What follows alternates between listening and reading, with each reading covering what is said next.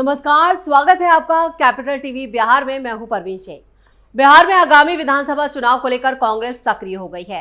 राहुल गांधी के बिहार दौरों और दलित पिछड़ा समुदाय पर ध्यान केंद्रित करने का संकेत तो यही मिलता है कि पार्टी अपना खोया हुआ वोट बैंक वापस पाने की जुगत में लगी है। एक समय था जब मजबूत वोट बैंक वाली कांग्रेस 90 के दशक में पिछड़ गई थी, लेकिन अब दलित नेतृत्व को बढ़ावा देकर अपनी रणनीति बदल रही है। लेकिन बड़ा सच ये भी है कि बिहार के मुख्यमंत्री नीतीश कुमार जब से सत्ता में हैं, तब ये कांग्रेस का वोट शेयर दहाई का आंकड़ा भी नहीं छुपाया है। नीतीश कुमार की सरकार ने साल 2006 में पहली बार पंचायत चुनाव में दलित समाज और अति पिछड़ों को आरक्षण दिया। इसके साथ ही उन्होंने महिलाओं को 50% आरक्षण दिया। जिस दलित और पिछड़ा समुदाय को कांग्रेस वापस अपने पाले में लाना चाहती है, उस पर मुख्यमंत्री नीतीश कुमार पर बारीकी नजर है। लिहाजा सरकार अपने तरीके से इस पर काम कर रही है। नीतीश सरकार ने दलित मोहल्लों को किया रोशन। दलित टोलों में आधारभूत संरचनाओं के निर्माण और इन्हें अधिक विकसित करने का मकसद जो है वो डॉक्टर अंबेडकर समग्र सेवा अभियान चलाया गया। यह अभियान बाबा साहब की जयंती 14 अप्रैल से 17 मई तक चला, जिसके तहत 38 जिलों के दलित टोलों में कुल 7,284 शिविर लगाए गए। इनमें बिजली कनेक्शन प्राप्त करने के लिए कुल 450 आवेदन हासिल किए गए, जिनमें 145 आवेदनों पर बिजली कनेक्शन उपलब्ध करा दिया गया, जबकि 305 आवेदन प्रक्रियाधीन है, यानी ये प्रोसेस में है।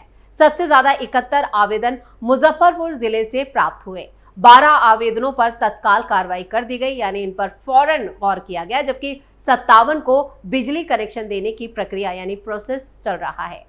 इसी तरह अररिया में मिले 10 आवेदनों में 5 औरंगाबाद से आए, 14 आवेदनों में 3 बांका में, 15 आवेदनों में 8 दरभंगा से आए, 14 में से 10 पूर्वी चंपारण से आए और 14 में से 10 गोपालगंज में आए और 23 आवेदनों में 104, कैमूर से 21 आवेदनों में 19, मधुबनी में 20 और नालंदा में 5, 14 और 103 सारण में 20।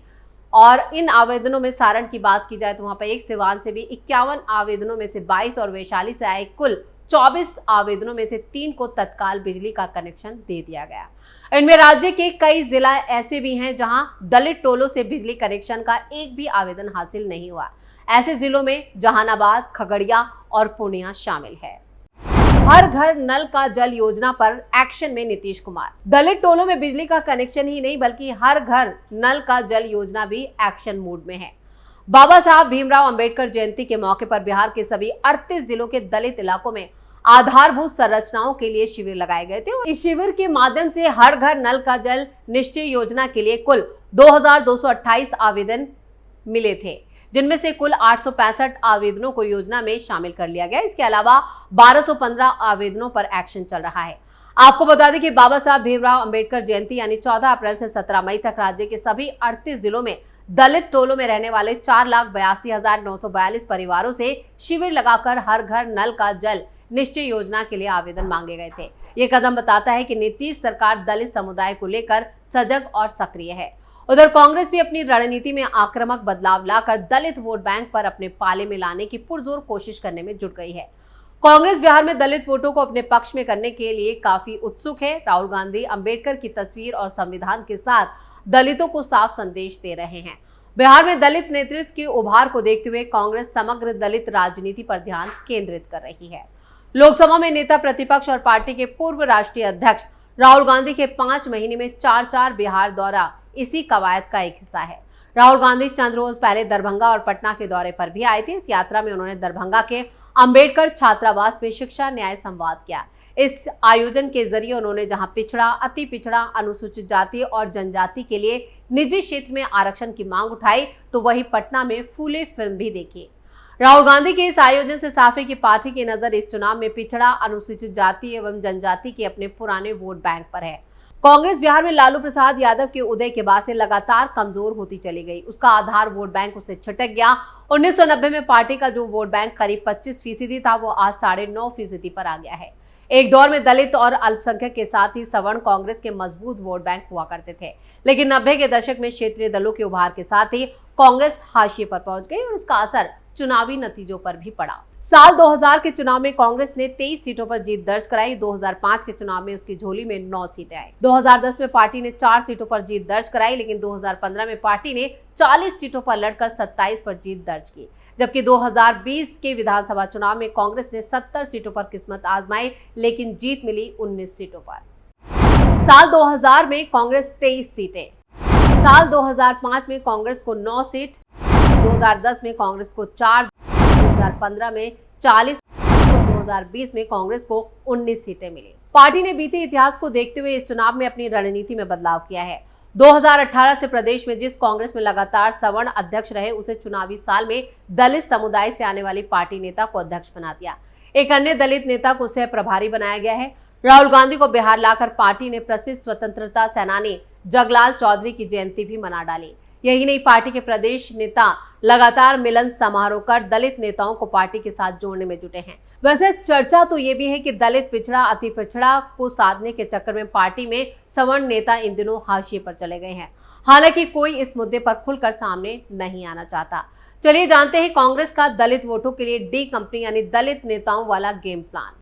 पुराने वोट बेस पर दस्तक। ऐसा लगता है कि बिहार विधानसभा चुनाव में कांग्रेस इस बार गंभीरता से ले रही है और राहुल गांधी का लगातार बिहार आना और अपने आधार वोट को कांग्रेस के साथ दोबारा जोड़ने की कोशिश उनके बिहार दौरे में साफ दिखाई दे रही है। इस बार सवर्ण और दलित वोट कांग्रेस की वरीयता में है, तो इसकी वजह भी है। अपने पुराने आधार वोट के साथ मुस्लिम मतों का जोड़ कांग्रेस पार्टी को सत्तासीन करता रहा था। कांग्रेस ने अपनी इस नीति के तहत कृष्ण अलावरू, राजेश कुमार, कन्हैया, अखिलेश प्रसाद सिंह, मदन मोहन झा और शकील अहमद खान तक को चुनावी जंग में उतारा है, तो इसका साफ संदेश भी है। दलित वोटों पर विशेष नजर। बिहार विधानसभा चुनाव में लगभग 19% दलित वोट चुनावी समीकरण को प्रभावित कर सकते हैं। आपको बता दें कि बिहार विधानसभा की 243 सीटों में से 38 सीटें अनुसूचित जाति और 2 सीटें अनुसूचित जनजाति के लिए आरक्षित है। बिहार की दलित राजनीति रामविलास पासवान, रमई राय के साथ साथ मायावती के प्रभाव से मुक्त होने की वजह से एक मजबूत दलित नेतृत्व को आमंत्रण दे रही है। चिराग पासवान, जितिन राम मांझी अपने अपने खेमे के प्रमुख हैं।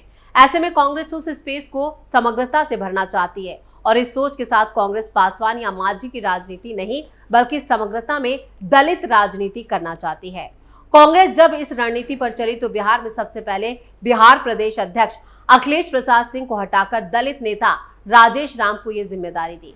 बिहार प्रभारी के रूप में कृष्ण अलावरू के हाथ बिहार की लगाम सौंपी। पार्टी ने दलित समुदाय से आने वाले सुशील पासी को बिहार का सह प्रभारी भी नियुक्त किया। फरवरी 2025 में कांग्रेस ने पहली बार प्रसिद्ध पासी नेता जगलाल चौधरी की 130वीं जयंती भी मनाई। इस कार्यक्रम के साथ ही वो संकेत भी दिया कि राजनीतिक गलियारों में गया कांग्रेस दलित राजनीति की ओर पांव बढ़ा रही है। ये सच है कि एक वक्त में दलित कांग्रेस का मजबूत वोट बैंक था, लेकिन साल 2005 के बाद नीतीश कुमार सरकार की तरफ से दलित समुदाय के लिए किए गए विकास कार्यों के चलते वो जेडीयू की तरफ झुक गया। साल 1990 के चुनाव में कांग्रेस का वोट शेयर 24.78% है, जबकि साल 2005 में घटकर 6.9% और उसके बाद से अब तक कांग्रेस दहाई का आंकड़ा तक नहीं छू सकी। इसी नजरिए से देखें तो कांग्रेस के मुकाबले नीतीश कुमार ने अब तक इस बढ़त को बनाए रखा है।